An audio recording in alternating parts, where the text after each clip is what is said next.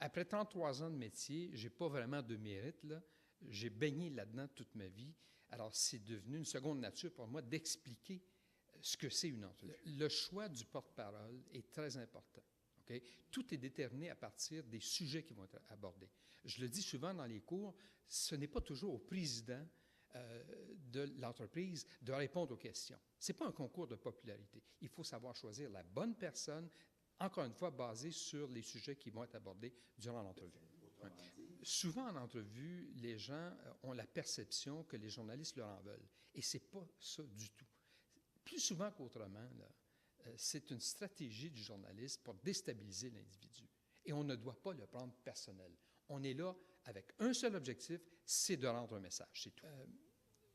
Lorsqu'on donne les simulations, lorsqu'on fait les simulations, okay, les gens réalisent beaucoup plus parce que souvent, plusieurs de ces individus-là qui viennent à Format n'ont jamais accordé d'entrevue de leur vie.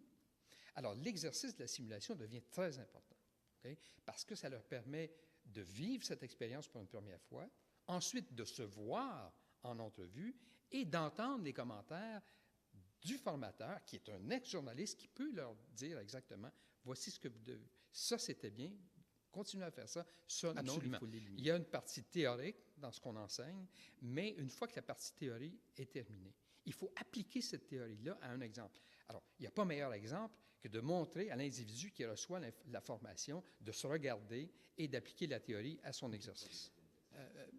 Alors, dans une entrevue, lorsque vous êtes invité comme entreprise, comme ministère, comme compagnie, peu importe, lorsque vous êtes invité à accorder une entrevue, il faut tout d'abord déterminer quels sont les sujets qui sont abordés.